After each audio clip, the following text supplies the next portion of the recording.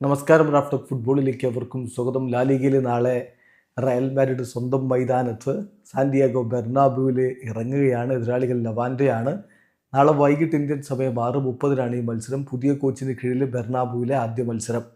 ബെർണാബ്യൂവിൽ താരങ്ങളെയും ടീമിനെയും ആരാധകർ കൂവി വിളിക്കും എന്നുള്ള റിപ്പോർട്ടുകളാണ് സ്പാനിഷ് മാധ്യമങ്ങൾ പുറത്തുവിട്ടുകൊണ്ടിരിക്കുന്നത്.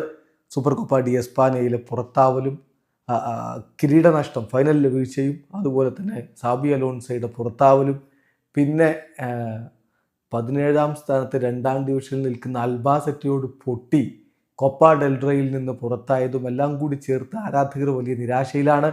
അവർ ടീമിനെ കൂവി വിളിക്കുമെന്നാണ് റിപ്പോർട്ട്.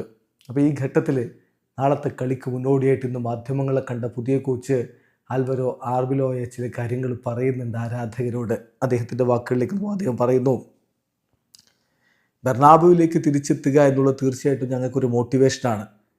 ആരാധകരുടെ ഒപ്പീനിയനെ ഞാൻ ബഹുമാനിക്കുന്നു. പക്ഷേ എനിക്ക് അവരോട് പറയാനുള്ളത്, നിങ്ങൾ ഈ പ്ലെയേഴ്സിനെ സപ്പോർട്ട് ചെയ്യണം. തീർച്ചയായിട്ടും എനിക്ക് ബെർണാബ്യൂവിൽ ആരാധകരുടെ ഒപ്പീനിയനോട് ഒരുപാട് റെസ്പെക്റ്റൊക്കെ ഉണ്ട്.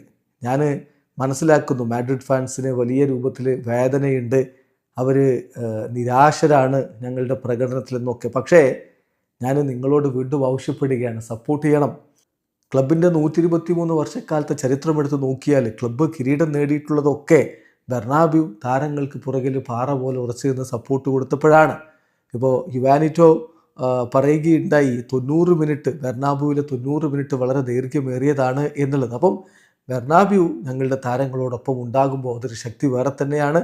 അതാണ് ഞാനിപ്പോൾ ആരാധകരോട് ആവശ്യപ്പെടുന്നത്. എന്ത് തന്നെ വന്നാലും നിങ്ങളുടെ വേദനയൊക്കെ മനസ്സിലാവും, ടീമിനെ നിങ്ങൾ സപ്പോർട്ട് ചെയ്യണം എന്നുള്ളത്. എന്തായാലും കോച്ച് ഇങ്ങനെയൊക്കെ പറഞ്ഞെങ്കിലും നാളെ ആരാധകരെങ്ങനെ പ്രതികരിക്കുമെന്നുള്ളത് കണ്ടു തന്നെ അറിയണം. വീഡിയോ അവസാനിക്കുന്നു.